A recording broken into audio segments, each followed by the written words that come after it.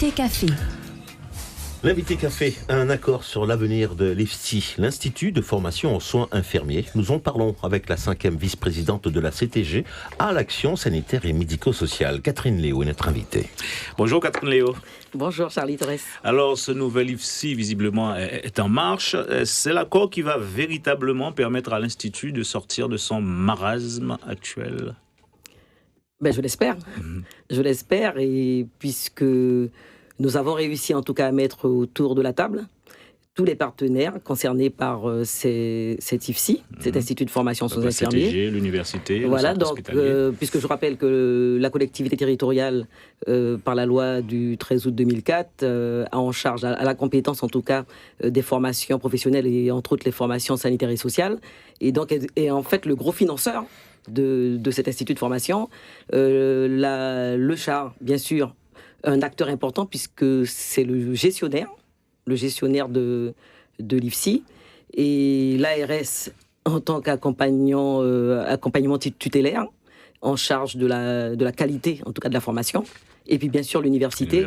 Puisque je rappelle que depuis 2009, la formation infirmière est dans ce cursus universitaire, et ce système LMD et a en charge, bien sûr, la conception et la réalisation d'enseignements universitaires. Un accord qui a mis du temps quand même à voir le jour. Hein. Comment l'expliquer? Des réticences ou le temps de bien cadrer les choses? Non, pas du tout. Il faut savoir que dès 2016, dès la mise en place de la collectivité territoriale, nous avons fait un constat très alarmant de l'état sinistré, je vais dire, un état limite d'abandon de l'IFSI. Et la collectivité territoriale, bien sûr, a dû réagir très très vite face à l'exiguïté des locaux, face à l'insalubrité de ces locaux, la vétusté même. Du campus Saint-Denis. Du campus Saint-Denis, bien sûr. Et le manque de moyens pédagogiques, le manque de formateurs. Voilà, il y a eu un constat très, très alarmant. Et à cette période, dès 2016, j'avais d'ailleurs demandé un audit financier et organisationnel, que je n'ai toujours pas, que je précise. Et donc, il a fallu tout de suite trouver des solutions d'amélioration, en tout cas de modernisation de cet IFSI, et de délocalisation, pour moi principalement, puisque... Donc, l'IFSI dans les locaux de l'Université de Guyane, c'est acté, c'est dès l'année prochaine? Alors, c'est l'orientation que nous avons donnée, en tout cas, à cette délocalisation. Je rappelle que nous étions, la collectivité territoriale, n'ayant en face d'elle aucun partenaire en 2016, 2017, voire 2018, a dû prendre les rênes. Et nous sommes partis d'abord sur une recherche de location, puisque nous avions mis en place un plan d'urgence. Il fallait urgemment délocaliser cet IFSI qui ne répondait pas aux conditions. Et donc, de la location très onéreuse, nous sommes partis sur un projet de construction, même si je rappelle que la collectivité territoriale a une ambition plus importante que de construire un IFSI. Et donc, nous sommes partis sur ce projet de construction. Avec l'arrivée de l'administration provisoire, donc du CHAR, donc notre gestionnaire, cette administration a proposé le transfert de l'IFSI vers l'université plutôt que vers notre bâtiment NG Concia comme prévu. Nous avions eu une discussion... Ce qui a été accepté d'emblée? Non, pas du tout. Pas du tout, puisque nous avions énormément travaillé avec les équipes et avec la direction générale du CHAR précédente pour la construction de cet IFSI, qui était un projet très sérieux également. Et donc, nous avons eu une réticence au niveau de la collectivité, puisque nous étions déjà bien lancés sur ce projet de construction d'un IFSI sur 3 niveaux. Et on s'est vite rendu compte que l'administration provisoire, de son côté, continuait à travailler sur un projet de transfert vers l'université. Nous, de notre côté, nous travaillons sur l'avancée de notre projet NG Concia. Voilà, il y a eu et très rapidement, je m'en suis rendu compte et j'ai demandé au président qu'on mette tout le monde autour de la table et qu'on décide ensemble. Alors, c'est vrai qu'il y avait quelques réticences pour NG Concia, derrière le marché, quand ils mettaient cette Simone derrière le marché. Bon, on a sondé aussi les étudiants pour savoir ce qu'ils en pensaient. Bien sûr, les étudiants, sortir du campus Saint-Denis, c'était leur priorité. Donc, université, c'est toujours honorable pour un étudiant d'avoir un statut d'étudiant.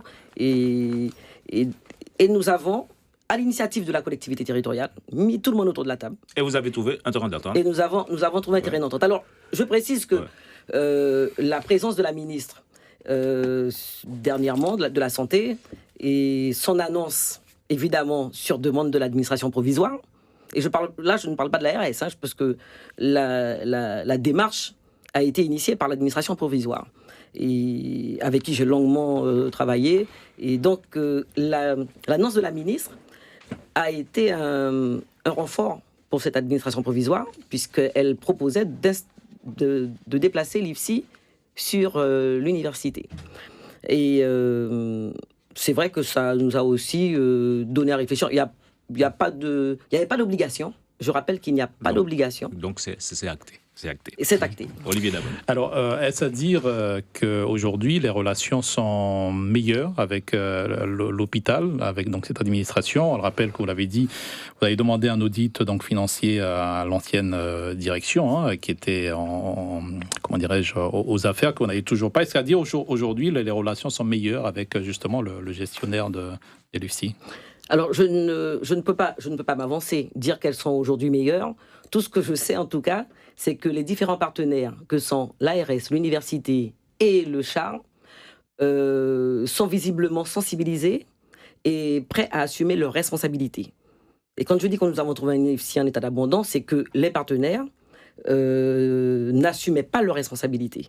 Aujourd'hui, il y a une grosse prise de conscience. Et d'ailleurs, je prends l'annonce de la ministre comme une annonce très favorable, parce qu'officiellement, elle demande aux différents services de l'État de prendre leurs responsabilités. Et donc, c'est un engagement, en tout cas, ce protocole a été un engagement. Et la CTG continue de financer. On sait qu'à l'époque de la demande de l'audit, vous aviez plus ou moins menacé de suspendre le financement. Écoutez, la CTG n'est pas une vache laitière. C'est vrai qu'elle a très longtemps allaité ce veau sans se soucier de savoir s'il se développait correctement. Mais donner des dotations en permanente croissance, parce que de 2011, où elle octroyait une dotation de 1,1 million, en 2018, c'était une dotation d'1,9 million. Donc, oui, alors, c'est vrai que ce que je peux reprocher à la collectivité et à l'ex-conseil régional surtout, c'est d'avoir donné des dotations sans jamais contrôler. Alors, c'est vrai que c'était basé sur la confiance. On comprend que vous teniez à cet audit. Et alors oui. Alors, très rapidement, cette question importante pour des parents qui écoutent votre intervention.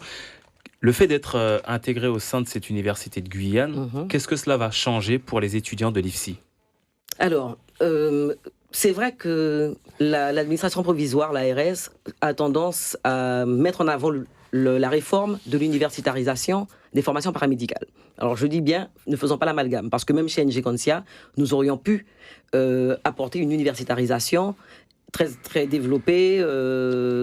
Donc, justement, d'où cette question. L'intégration physique de l'IFSI à l'université, c'est un plus, bien sûr, puisque les étudiants pourront bénéficier des services universitaires, tels que le centre de documentation, le resto, la salle de sport, enfin, voilà, tous ces services universitaires seront à leur portée. Ils auront un statut d'étudiant. Alors, je rappelle que la collectivité territoriale, depuis des années, paye à l'université une cotisation pour justement permettre aux étudiants infirmiers de bénéficier des services universitaires. Bon, là aussi, il y a eu encore des insuffisances. Et donc, oui, le plus que l'on pourra dire, c'est qu'ils vont côtoyer des étudiants universitaires, la proximité avec la formation médicale. Donc ça peut être aussi un plus, puisqu'on parle de complémentarité aujourd'hui des soignants. Que du positif, visiblement. Je rappelle également qu'à travers cet accord, c'est l'installation d'un véritable pôle santé sur le campus qui est visé, mais cela, nous aurons l'occasion d'en reparler dans un autre cadre, Catherine Léo, très certainement. Le temps passe très vite. C'est vrai, parce que notre ambition, c'est d'avoir un institut territorial des formations en santé, et pas qu'un IFSI, puisque les besoins professionnels de santé sont importants. Merci Catherine Léo. L'invité café.